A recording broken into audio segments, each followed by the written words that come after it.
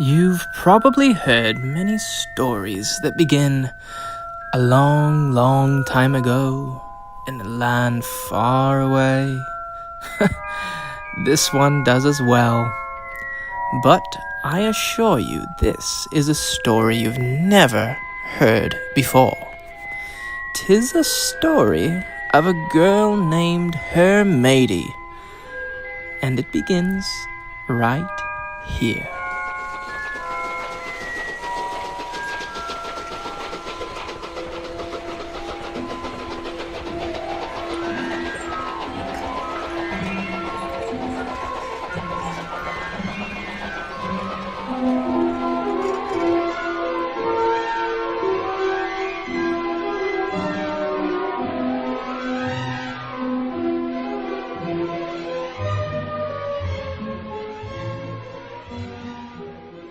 Mady was a special little girl with special, some might say, peculiar abilities.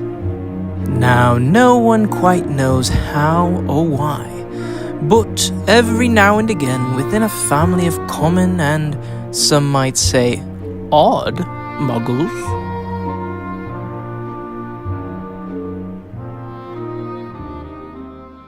a wizard is born.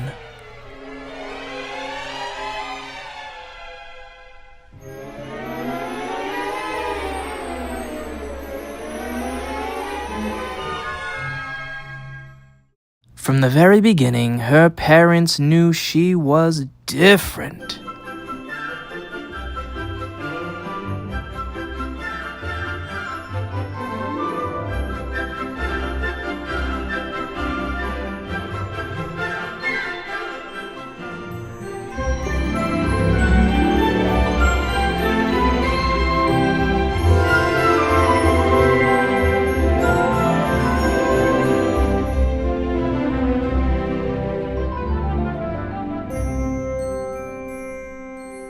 Always being obedient, doing good, and cooking.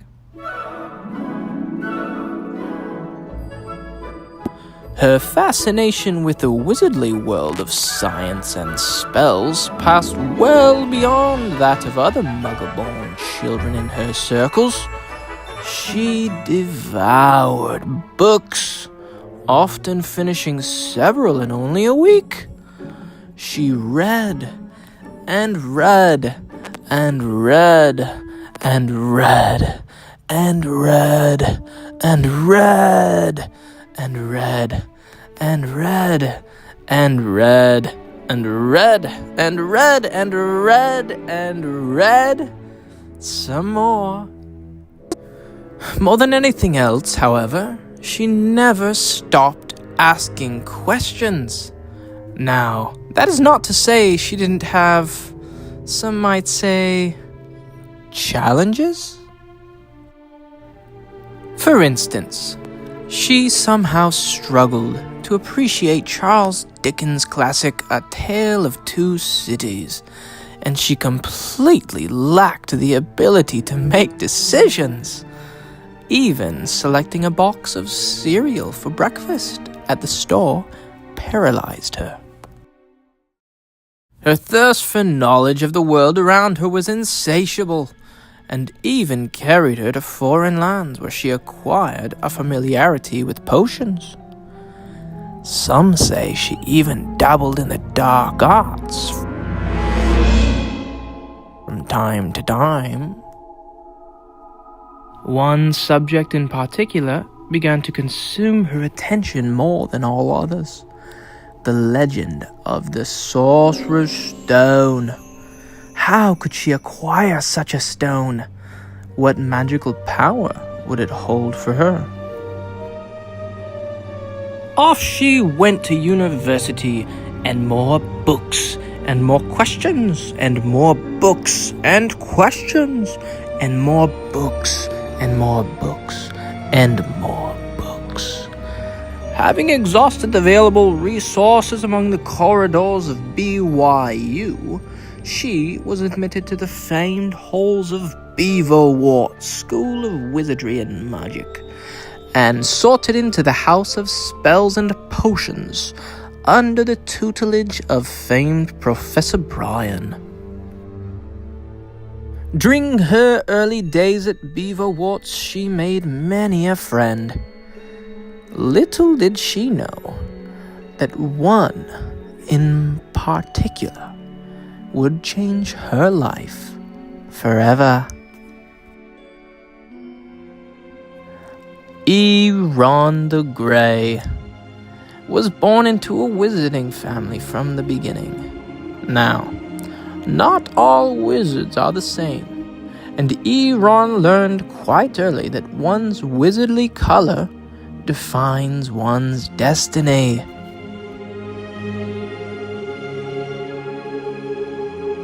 Grey was fine, but Ron found himself constantly curious and at times,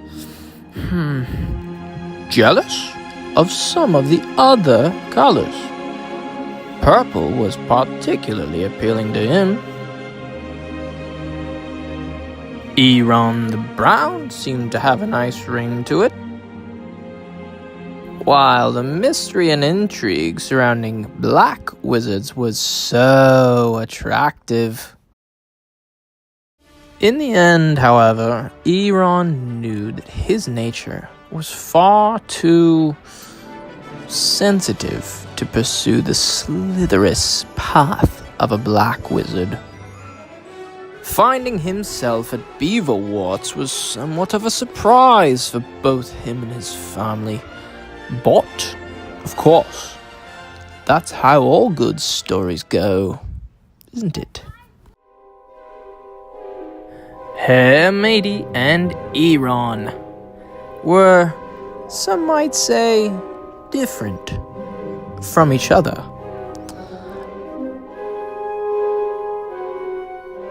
While Mady loved spending hours on end in the library's restricted section, Ron excelled more at numbers.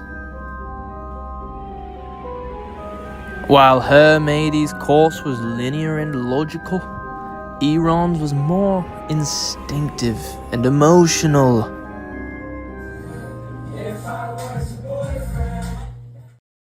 Even so, the two shared a passion for Beaverworts Quidditch, or as you muggles might call it, football, and the school's endless pursuit to win the cup.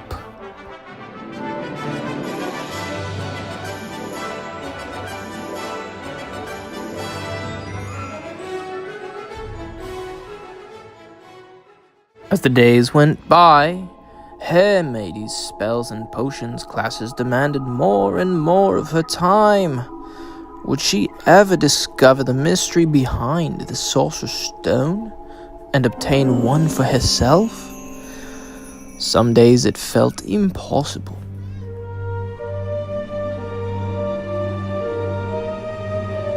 One day, as she pored over the tomes in the restricted section, she read of a mystical mirror on the forbidden third floor at Beaverworts. This relic, known as the Mirror of Erised, would reveal a person's most desperate desire. At last, the answer she'd been searching for. Discovering the mirror in an unused classroom on the forbidden third floor, it's sort of exciting, isn't it? Breaking the rules. She gazed into the mirror and thought as hard as she could on the Sorcerer's Stone. Gradually, the darkness of the mirror revealed the image of a cloaked figure, too far distant and dim to recognize. The figure slowly reached into its pocket and removed something, holding it up toward Mady. Night after night, she returned to the mirror, and night after night the result was the same. At times, the cloaked figure was, one might say, closer and clearer, but always just beyond recognition. Even Mady's favorite spell, Aparecium, was to no avail. She could see the figure holding a stone, but how could she get it? Why was she so passionate about obtaining this fabled stone? She thought to herself. Her potions and spells classes were becoming more demanding of her time and attention. What should she do? She mused. But the ability to make decisions was never something she was good at, now isn't it? And sadly, hadn't improved with age.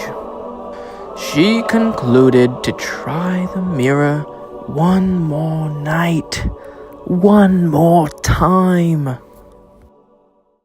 That final evening, she quietly crept up the steps to the 3rd floor and into the now familiar room housing the mirror of Erised. Standing before it with her eyes tightly closed, her Mady calmly allowed her mind to focus on the stone she had desired for so long. With some amount of trepidation, she slowly opened her eyes and looked deeply into the inky blackness of the mirror.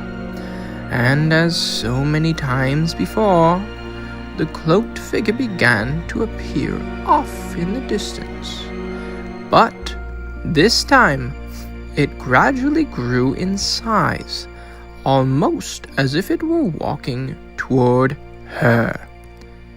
As it approached and came closer, she could see that the figure's cloak, which had always seemed grayish in the distance, was in fact, some might say, white. Standing now before her in the mirror, the mysterious figure gently pulled back its hood and revealed a face she had come to recognize quite well. Gasping with surprise, she managed to say, "Iran, is that you?"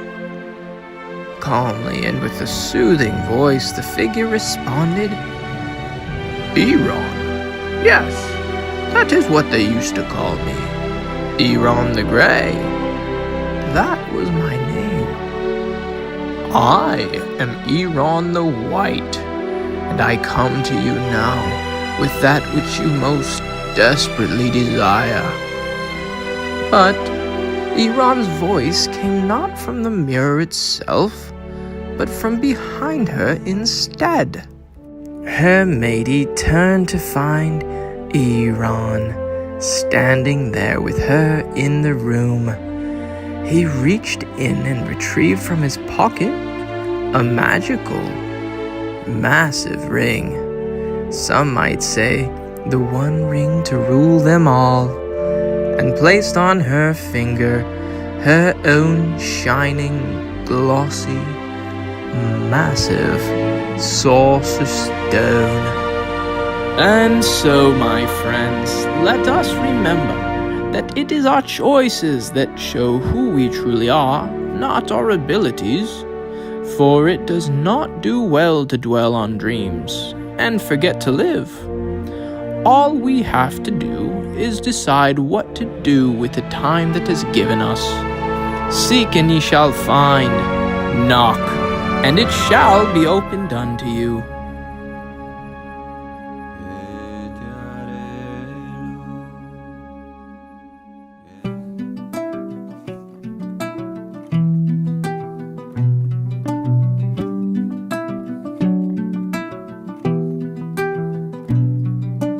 Green was the color of the grass where I used to read at Centennial Park. I used to think I would meet somebody there. Teal was the color of your shirt when you were 16 at the yogurt shop. You used to work at to make a little money. Time, curious time, give me no compasses, give me no signs.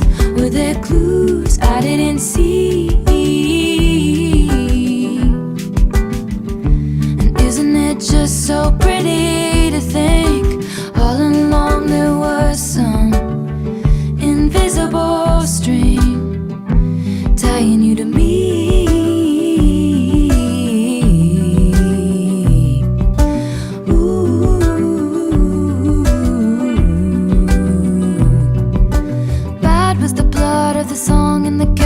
your first trip to LA.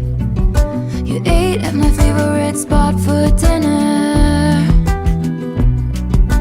Bold was the waitress on our 3-year trip, getting lunch down by the lakes. She said I looked like an American singer. Time, mystical time, cutting me open then healing me fine with the clues I didn't see. And isn't it just so pretty to think all along there was some invisible string tying you to me.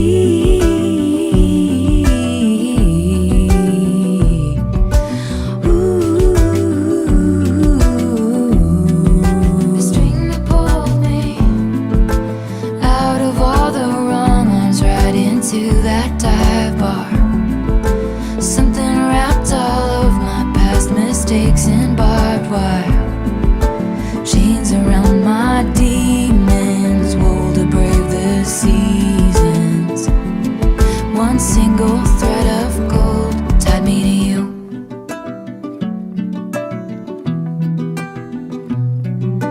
Cold was the steel of my axe to grind for the boys who broke my heart. Now I send their babies presents. Gold was the color of the leaves when I showed you around Centennial Park. Hell was the journey